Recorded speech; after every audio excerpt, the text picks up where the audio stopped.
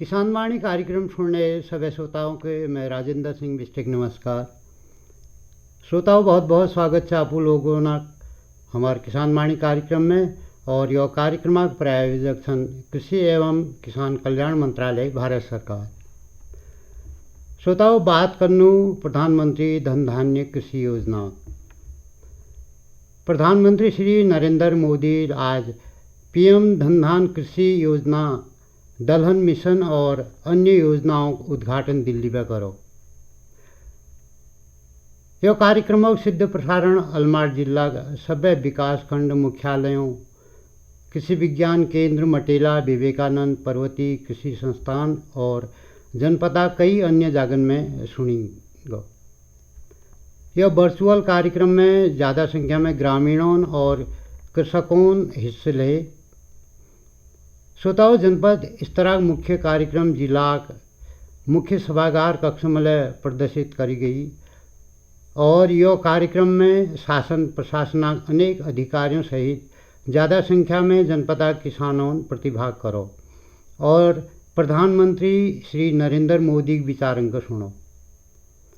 यह वर्चुअल कार्यक्रमों में किसानों पीएम धन धान्य योजना में संबंधित प्रावधानों, योजना की ज़रूरत, यह क्रियाकलाप और अन्य पहलुओं के बारीकी जानो।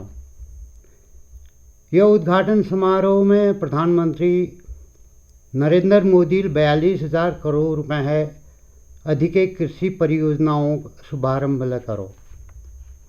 यह में मत्स्य, दलहन, बागवानी और डेयरी समेत अनेक गतिविधियों में संबंधित योजना शामिल है। श्रोताओं प्रधानमंत्री जी योले बताया कि पीएम धन धान्य योजना कृषि योजना में देश भरी 100 कम कृषि उत्पादकता वाले जिले शामिल छन, जमें उत्तराखंड राज्य में यो योजना में 2 जिले अलमाड़ और चमोली जिले चुनी जा रही।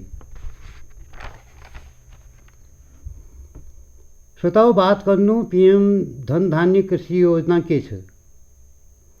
प्रधानमंत्री धन धान्य कृषि योजना देशा 100 जिले जनेर कृषि उत्पादकता कम से उनको विकसित करने की एक सरकारी पहल छो, जैक उद्देश्य उत्पादकता का बढ़ाउन, फसल विविधीकरण को बढ़ावा देन, सिंचाई और भंडारण में सुधार करन और ऋण की उपलब्धता सुनिश्चित करन छे। यह योजना 6 वर्षों के लिए वार्षिक 42,000 करोड़ रुपए परिव्यय दगाड़ लागू करी जा रहे।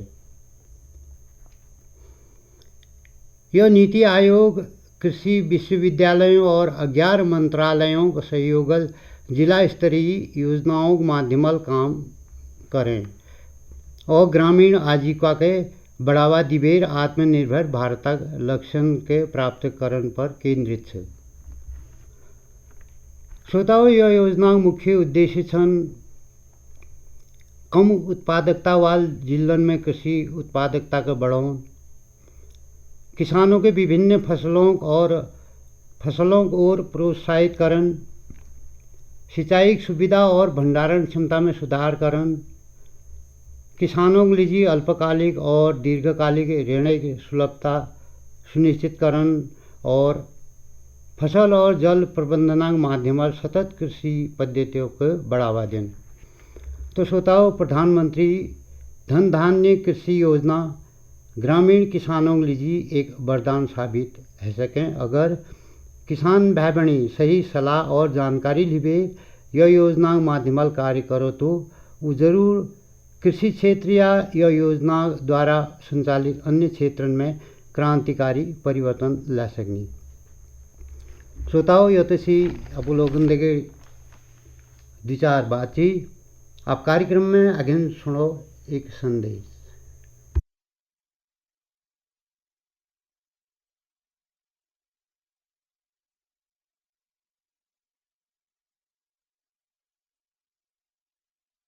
बारिश आंधी और तूफान की चिंता भूल जाओ, फसल बीमा कराओ, सुरक्षा कवच पाओ। प्राकृतिक आपदा हो या कोई दुर्घटना, उसकी चिंता से भी मुक्ति पाओ। फसल बीमा कराओ। हमने फसल बीमा योजना को अधिक प्रभावी बनाया, उसके दायरे में ज्यादा किसानों को लाए। अब तक 19 करोड़ 67 लाख से अधिक किसान आवेदनों को फसल मुआवजा मिला। खरीफ फसल बीमा के लिए शीघ्र पंजीकरण कराएं। बैंक शाखा, बीमा कंपनी, कृषि ऋण समिति, जन सेवा केंद्र से संपर्क करें या www.pmfby.gov.in पर ऑनलाइन आवेदन करें। बीमा कंपनी के प्रतिनिधि से घर बैठे एड ऐप द्वारा बीमा करा सकते हैं। फसल बीमा से संबंधित जानकारी के लिए हेल्पलाइन नंबर 14447 पर कॉल करें। फसल बीमा कराओ, सुरक्षा कवच पाओ।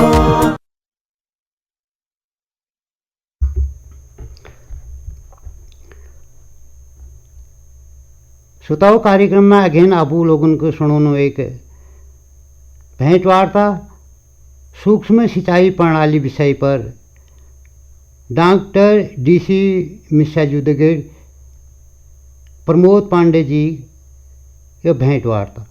श्रोता मित्रों नमस्कार। श्रोता मित्रों, आज हमारे आकाशवाणी अल्मोड़ा के स्टूडियो में आए हुए हैं भारतीय कृषि अनुसंधान परिषद, विवेकानंद पर्वतीय कृषि अनुसंधान संस्थान अल्मोड़ा से सहायक मुख्य तकनीकी अधिकारी श्री दिनेश चंद मिश्र जी। इनसे आज हम जानकारी प्राप्त करेंगे सूक्ष्म सिंचाई प्रणाली की उपयोगिता पर। तो सबसे पहले इंजीनियर साहब, आपका स्वागत है हमारे आकाशवाणी अल्मोड़ा के स्टूडियो में। किसान भाइयों नमस्कार। सर, मैं आपसे जानना चाहूंगा कि सूक्ष्म सिंचाई प्रणाली है क्या? किसान भाइयों, आप जानते हैं कि हमारा सामाजिक एवं आर्थिक ढांचा कृषि पर निर्भर है।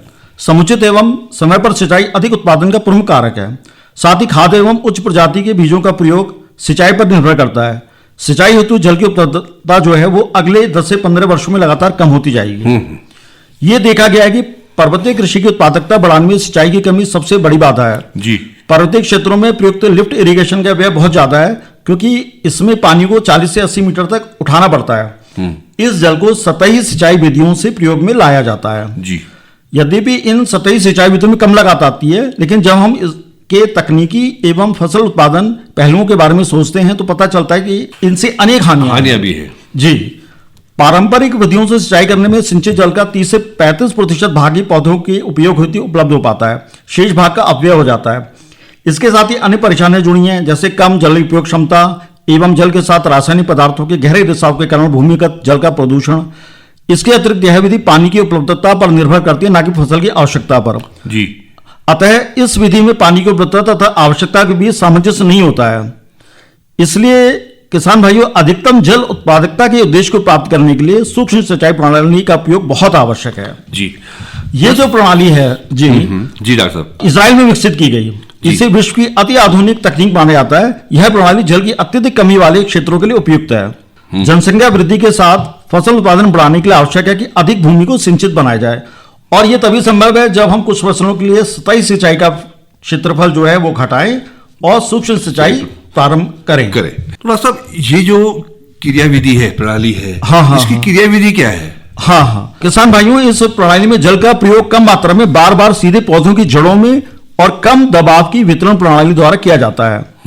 इसमें ड्रिप, स्प्रे एवं अवभूमि विधियों का प्रयोग किया जाता है। सिंचाई प्रणाली द्वारा जल के प्रमुख स्रोत से पौधों की जड़ों तक कुछ पुर्जों के साथ साथ प्लास्टिक के पाइपों द्वारा पूरे प्रक्षेत्र में जाल से बिछा दिया जाता है। कृषक जल के जिस स्रोत से प्रक्षेत्र की सिंचाई कर रहा है, उसी स्रोत से इस उपकरण को मुख्य पाइप द्वारा जोड़ा जाता है। जल मुख्य पाइप के द्वारा उप मुख्य पाइप में आता है, जहां पर यह फिल्टर से गुजरता है। फिल्टर द्वारा जल को छलनी से छानकर एवं बजरी एवं बालू से गुजारकर शुद्ध किया जाता है जी। इसके बाद ये जल जो है वो पार्श्विक पाइप में आता है एवं अंत में माइक्रो ट्यूब अथवा ड्रिपर अथवा इनलाइन ड्रिपर अथवा स्प्रिंकलर, इनके माध्यम से पौधे के पास गिरने लगता है। जी प्रमोद जी। तो सर, क्या इस प्रणाली में जल का दबाव आवश्यक है? सूक्ष्म सिंचाई में जल का दबाव उत्पन्न करना आवश्यक होता है, जिसके लिए उपलब्ध गुरुत्व का प्रयोग किया जा सकता है। ऊपर के खेत में पॉलीटैंक बनाकर टैंक से बाहर की ओर जाने वाले पाइप से सूक्ष्म सिंचाई प्रणाली को जोड़कर नीचे के खेतों में गुरुत्व आधारित सूक्ष्म सिंचाई की जाती है। यदि निचाई से जल उठाना है तो सौर ऊर्जा अथवा विद्युत से चलने वाली मोटर पर आधारित पंप का प्रयोग कर सकते हैं। यह अपकेंद्रीय पंप होते हैं, सेंट्रीफ्यूगल पंप होते हैं जी। चूषण पाइप के द्वारा, सक्शन के द्वारा पानी आंतरनोदक के मध्य में प्रवेश करता है। जी। इसमें जैसे आंतरनोदक घूमता है, यह पानी को बाहरी किनारों की तरफ फेंकता है। जी। वॉल्यूट के अंदर का पानी तब तक दबाव में रहता है, प्रेशर में रहता है, जब तक कि यह बाहर नहीं आ जाता है। हाँ प्रमोद जी। तो सर इसके कुछ घटक भी होते हैं, जैसे कि अगर हम बात करें तो जैसे मुख्य घटक है, पाइप हो गया, मुख्य पाइप हो गया, इसके अलग पाइप हो गया, विभिन्न घटक, ड्रिपर हो गया, फिल्टर, वेंचुरी जैसे अनेक हैं। तो क्या आप हमें बताएंगे कौन कौन से हैं मुख्य घटक? किसान भाइयों, जंग व अवरोध को कम करने के लिए साधारणतः ठोस पीवीसी और एसडीपी पदार्थ के बने मुख्य पाइप प्रयोग में लाए जाते हैं। साधारणतः मुख्य पाइप को भूमि के नीचे रखा जाता है और ये उपमुख्य पाइप को पानी उपलब्ध कराते हैं। पाइप जिनका व्यास 65 मिलीमीटर और उससे ज्यादा हो और जो 4 से 10 किलोग्राम प्रति वर्ग सेंटीमीटर के दबाव को सह सकते हैं, मुख्य पाइप के रूप में प्रयोग में लाए जाते हैं। इसके बाद अन्य घटक है इसका उपमुख्य पाइप, जो कि प्रवाह नियंत्रक की तरह काम करता है। अच्छा। इसका उपयोग पानी के दाब को अनुकूल बनाए रखना है, जिससे कि पानी की एक निश्चित मात्रा ही पार्श्विक पाइप में पहुंचे। उपमुख्य पाइप के लिए पीवीसी एवं एसडीपी आदि का उपयोग किया जाता है। पाइप जिनका व्यास 32 मिलीमीटर या उससे अधिक और जो 4 से 6 किलोग्राम प्रति वर्ग सेंटीमीटर का दाब सह सकते हैं, उनका प्रयोग उपमुख्य पाइप के लिए किया जाता है। उपमुख्य पाइप को आवश्यकता अनुसार भूमि के नीचे या ऊपर रखा जाता है और ये पाइप जल लेकर पार्श्विक पाइप को उपलब्ध कराते हैं। पार्श्विक पाइप, इसको हम लेटरल पाइप कहते हैं। और जो ये पार्श्विक पाइप हैं, ये एलआईडीपी से बने होते हैं और इनको उपमुख्य पाइप से जोड़ा जाता है। और सामान्यतः ये 2 तरह के होते हैं, या तो 12 मिलीमीटर व्यास के अथवा 16 मीटर व्यास के होते हैं। जी। और ये पौधे के तनों के आसपास फैले रहते हैं। अब अन्य घटक है प्रमोद जी, ड्रिपर। जी। ड्रिपर जो है वो प्लास्टिक से निर्मित एक छोटा सा पुर्जा है, जिसको पार्श्विक पाइप यानी लेटरल पाइप से जोड़ा जाता है। इसके द्वारा ही पौधे को बूंद बूंद कर जल प्राप्त होता रहता है। यह विभिन्न निस्सरण क्षमताओं के होते हैं, अलग अलग डिस्चार्ज कैपेसिटी के होते हैं, जैसे 4 लीटर प्रति घंटा, 6 लीटर प्रति घंटा, इसी तरह। ड्रिपर की संख्या पौधों की जल आवश्यकता के अनुसार रखी जाती है। बागवानी हेतु सामान्यतः 2 या 3 ड्रिपर प्रति पौधे की आवश्यकता होती है। पौधे से पौधे की दूरी 50 सेंटीमीटर एवं पंक्ति से पंक्ति की दूरी 50 सेंटीमीटर वाली जो सब्जियां हैं हमारी, जैसे पत्ता गोभी, फूल गोभी, गांठ गोभी, लाही, या आगे गर्मियों में शिमला मिर्च है, टमाटर है, बैंगन है, इनके लिए मात्र 1 ड्रिपर 4 पौधों हेतु पर्याप्त है। जी। प्रयोग हेतु पीसी अर्थात प्रेशर कंपनसेटिंग ड्रिपर भी उपलब्ध हो गए हैं। जी। और इसका अन्य घटक है जो है वो फिल्टर है, और ये काफी महत्वपूर्ण घटक है। सिंचाई के स्रोत से पौधे तक भेजने वाले जल को ये शुद्ध करता है। सामान्यतः स्क्रीन फिल्टर ही इस कार्य हेतु उपयुक्त है, जिसमें छलनी का प्रयोग किया जाता है। परंतु उन विशेष स्थितियों में जब जल हमारा जो गधेरे का हो या गूल का हो, जिसमें बालू मिली हो या अन्य माध्यमों का प्रदूषित जल उपयोग में लाया जा रहा हो, तो उस दशा में मीडिया फिल्टर का प्रयोग किया जाता है। मीडिया रूप में बालू एवं बजरी भरी रहती है। मीडिया फिल्टर में अशुद्धि जमा हो जाने पर इसमें जल प्रवाह की दिशा विपरीत करके बैक वॉशिंग की जाती है। अच्छा। फिल्टर का प्रयोग करने से ड्रिपर में अशुद्धि नहीं आती है और इनकी आयु बढ़ जाती है। जी। फर्टिगेशन एंड वेंचुरी के बारे में भी आप हमें बताइए। फर्टिगेशन का अर्थ है सिंचाई के जल के साथ ही खाद का प्रयोग। तो ना केवल हम सिंचाई करें, बल्कि खाद भी पौधे की जड़ तक पहुंचाएं। वेंचुरी द्वारा खाद इंजेक्ट करते हैं। जब जल संकीर्ण नली से गुजरता है तो उसका वेग बढ़ जाता है, साथ साथ क्या होता है, दाब यानी कि प्रेशर कम हो जाता है, और यह एक सक्शन जो है चूषण प्रभाव पैदा करता है। और इस चूषण प्रभाव के कारण तरल खाद कुंड से एक नली की मदद से सूक्ष्म सिंचाई प्रणाली में प्रवेश करती है। जी। नाइट्रोजन और पोटेशियम ऐसे 2 मुख्य तरल पोषक हैं जिनका फर्टिगेशन के दौरान ज्यादा कुशलता से उपयोग किया जाता है। फर्टिगेशन में ज्यादातर यूरिया अन्य नाइट्रोजनीकृत खादों की अपेक्षा अधिक सरलता से प्रयोग की जाती है, क्योंकि ये अच्छी घुलनशील है, ऐसी एक खाद है ये। और यह साधारणतः पानी के साथ प्रतिक्रिया नहीं करती है, साथ ही माइक्रोट्यूब या ड्रिपर में अवरोधन भी पैदा नहीं करती है। जी। यदि आवश्यक हो तो पोटाशिक खाद जैसे पोटेशियम सल्फेट, पोटेशियम नाइट्रेट का प्रयोग भी सूक्ष्म सिंचाई पद्धति के साथ किया जा सकता है।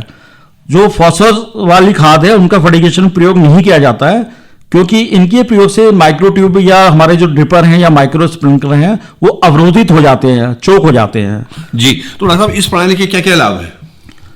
उबड़ खाबड़ भूमि में सूक्ष्म सिंचाई सफलता पूर्वक कार्य करती है। कृषक अथवा बागवान को भूमि में मेड़ या नाली बनाने की आवश्यकता नहीं होती है। सतही सिंचाई में मेड़ या नाली बनाने में श्रम तो लगता ही है, भूमि भी व्यर्थ चली जाती है क्योंकि फसल या वृक्ष नहीं लगाए जा सकते हैं। इस पद्धति के द्वारा उर्वरक एवं कीटनाशक का प्रयोग किया जा सकता है सिंचाई के साथ साथ। इससे न केवल बचत होती है बल्कि श्रम व समय भी बचता है। सतही सिंचाई की तुलना में सूक्ष्म सिंचाई द्वारा उपज की पैदावार एवं गुणवत्ता में वृद्धि होती है, जल की बचत होती है, उपज समय से पूर्व प्राप्त होती है। जो हमारी सूक्ष्म सिंचित फसलें हैं उनमें खरपतवार कम उगते हैं क्योंकि इसमें जल आवश्यकता अनुसार केवल पौधे की जड़ में दिया जाता है। जितने जल की आवश्यकता होती है और जब आवश्यकता है तभी उसको ऐसा प्रदान किया जाता है। तो डॉक्टर साहब क्या इस प्रणाली के हेतु कुछ अनुदान भी की व्यवस्था है? हाँ किसान भाइयों, प्रभु जी आपने बहुत अच्छा प्रश्न किया है। तो मैं बताना चाहूंगा किसान भाइयों कि हमारे प्रदेश में कृषकों एवं बागवानों को सूक्ष्म सिंचाई का उपकरण क्रय करने तथा स्थापना आदि की लागत पर अनुदान की व्यवस्था केंद्र और राज्य सरकार द्वारा की गई है। 60% अनुदान छोटे सीमांत कृषकों हेतु है, अन्य किसानों हेतु 45% अनुदान है। अनुदान का 90% केंद्र सरकार द्वारा प्रदत्त है। हर खेत को पानी के उद्देश्य के साथ प्रधानमंत्री कृषि सिंचाई योजना के अंतर्गत प्रति बूंद अधिक फसल को सुनिश्चित करने के लिए सूक्ष्म सिंचाई को लोकप्रिय बनाया जा रहा है। सूक्ष्म सिंचाई प्रणाली के अंतर्गत मुख्य पाइप, उपमुख्य pipe, lateral pipe, dripper, connector, screen filter एवं इनकी स्थापना पर अनुदान जो है वो अनुमन्य है जी। और अनुदान के अतिरिक्त अवशेष धनराशि की व्यवस्था बैंकों से ऋण के माध्यम से कराए जाने की व्यवस्था है।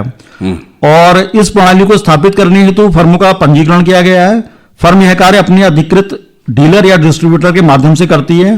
तकनीकी प्लान से लेकर रखरखाव तक के सभी कार्य वही करते हैं जी। कृषक भाई सूक्ष्म सिंचाई प्रणाली के यदि प्रदर्शन को देखना चाहते हैं तो हमारे संस्थान से संपर्क कर सकते हैं जी। यानी कि आपके संस्थान भारतीय कृषि अनुसंधान परिषद विवेकानंद पर्वतीय कृषि अनुसंधान संस्थान अल्मोड़ा से संपर्क वो कर सकते हैं। तो डॉक्टर साहब आपने इतनी अच्छी जानकारी हमें बताई सूक्ष्म सिंचाई प्रणाली के बारे में, तो आप हमारे आकाशवाणी अल्मोड़ा के स्टूडियो में आए, इसके लिए आपका बहुत बहुत धन्यवाद। श्रोताओं, अल्लाह आप लोगों ने सुने सूक्ष्म सिंचाई प्रणाली विषय पर इंजीनियर डीसी मिश्रा जी दगड़े प्रमोद पांडे भेंट वार्ता। अब कार्यक्रम में आगे आप लोगों के सुनो एक फिर भेंट वार्ता ग्राम पंचायत सिसोड़ा विकासखंड लमगाड़ जिला अल्मोड़ा दुग्ध पर्यवेक्षक श्री खीम सिंह बिष्टजू दगेड़ जो डेयरी और पशुपालन क्षेत्र परियोजना के बारे में बातचीत करने जनन दगेड़ भेंट करता सन राजेंद्र सिंह।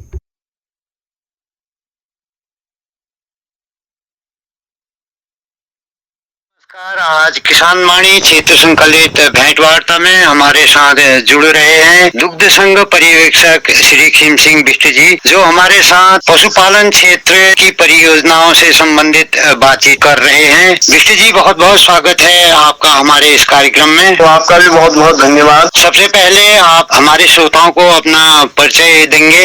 मैं खीम सिंह बिष्ट रहने वाला हूँ सिरसोड़ेगा। मैं दुग्ध क्षेत्र में लगभग 9 साल से कार्यरत हूँ। अभी मैं द्वाराहाट क्षेत्र में कार्यरत हूँ। उससे पहले मैं यहाँ दौलाघाट क्षेत्र में था, उसके बीच में मैं बागेश्वर में भी रहा। अच्छा जी। तो वर्तमान समय में आप कितने गांव से दुग्ध पर्यवेक्षक का काम करते हैं? मैं वर्तमान समय में अभी मेरे पास 25 गांव हैं, जो दूनागिरी क्षेत्र में भी है और द्वाराहाट क्षेत्र में भी है, चकुटिया क्षेत्र में बछबीड़ा तक मेरे पास क्षेत्र है, इधर असगोली क्षेत्र में भी है। अच्छा।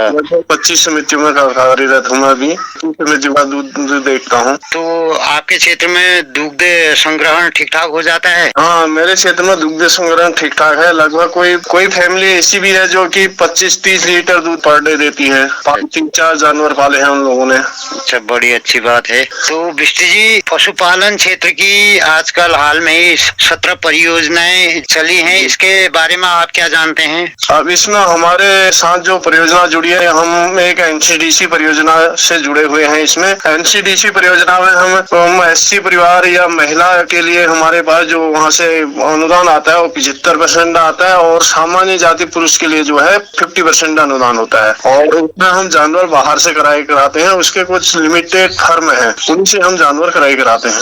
अच्छा, क्या इन योजनाओं की जानकारी किसान या पशुपालकों तक सही तरीके से पहुंच जाती है? हाँ, इस चीज की जानकारी हम अपने दुग्ध उत्पादकों को देते हैं और दुग्ध उत्पादक बाहरी क्षेत्र में भी देते हैं, जिससे हमारे साथ अधिक से अधिक गांव जुड़ते हैं।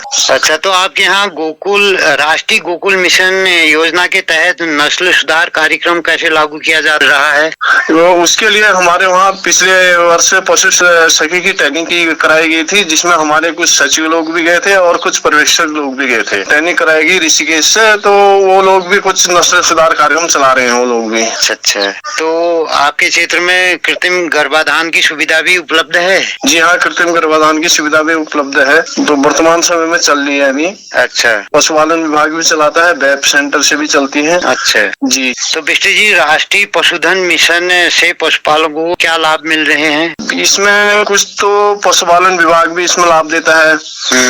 एससी परिवारों को गाय फ्री में भी देते हैं वो लोग, और कुछ जैसे हम इसमें देते हैं पशुधन वाले में कि जो एनसीडीसी योजना बताई मैंने, इसके हिसाब से देते हैं। एक हम पशुपालकों की अभी लिमिट भी बनाते हैं। अच्छा, उसमें जैसे उसने एक जानवर पाल रखा है तो उसकी 50,000 की लिमिट बनवाते हैं हम। अगर 2 जानवर पाल रखे तो 1 लाख की लिमिट बनाते हैं। उसमें 0% पे ब्याज होता है, और उसका जो भी है चारा दाना वगैरह वगैरह आदमी अपना कुछ भी दूसरी जानवर भी ले सकता है उससे। जी। और अधिकतर आजकल जो हमारा हम भुगतान भी करते हैं तो डीबीटी के माध्यम से सीधे उनके लाभार्थी के खातों में ही भुगतान करना है।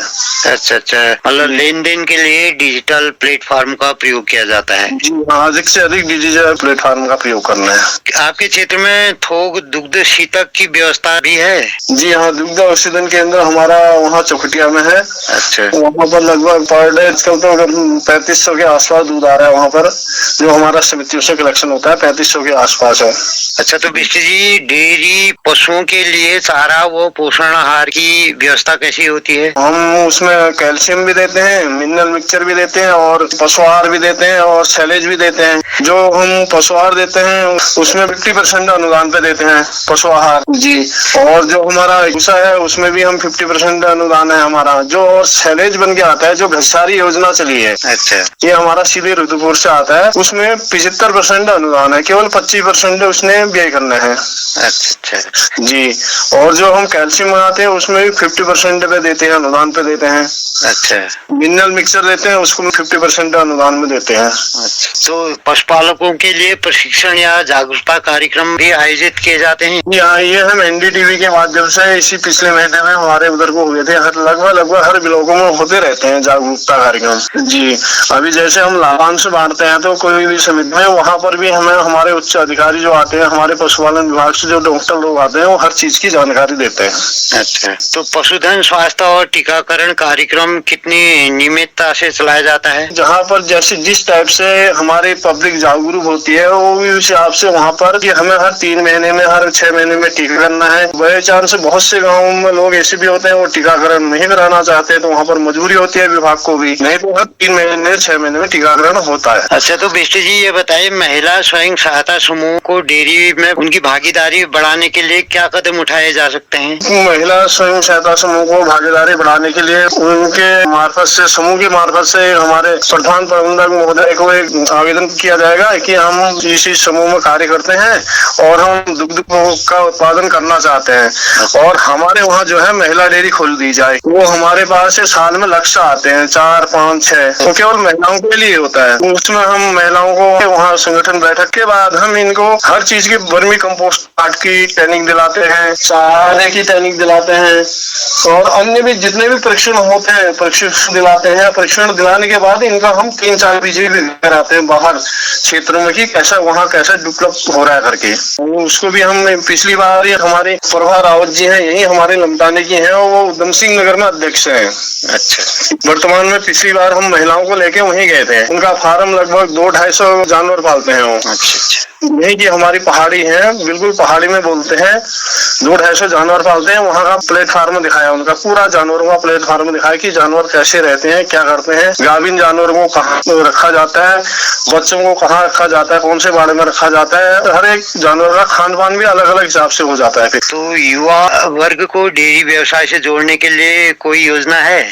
युवा व्यवसाय को भी डेयरी व्यवसाय के लिए जोड़ने के लिए हमारे पास NCDC योजनाएं जो आती हैं, जैसे हम समितियां खोलते हैं तो उसमें जो अपना व्यवसाय जैसे करना चाहता है उसके बाद पैसा नहीं होता है। अच्छा, तो उसमें हमारे पास 5 जानवरों की यूनिट भी है, 10 जानवरों की यूनिट भी है। उसको पहले प्रस्ताव करके देना पड़ता है समिति से कि हाँ मैं लूंगा करके। तो उसके लिए 5 या 10 जानवरों की यूनिट के लिए भी पैसा हमारे पास आता है। उसमें भी 50% अनुदान होता है, जितना लगता है उसका। अच्छा, अनुदान पहले ही खाते में आ जाता है, तब बैंक लोन कराता है उसका। अच्छा जी, बैंक की स्वीकृति पहले चाहिए होती है, बस उसके बाद सीधे दूसरा अनुदान भेज देता है उनको। तो आपके संघ द्वारा ये पशु बीमा योजना भी चलाई जाती है? जी हाँ, ये भी चलाई जाती है पशु बीमा योजना। हम पशुपालन विभाग से मिलके उसको बीमा योजना को करते हैं। जैसे हमारे दुग्ध उत्पादक है तो 100-200 रुपए जैसे हम समिति से दुग्ध संघ देता है हमारा। अच्छा, और वैसे ही कुछ पैसा उसको वहन करना पड़ता है, उसका बीमा हो जाता है।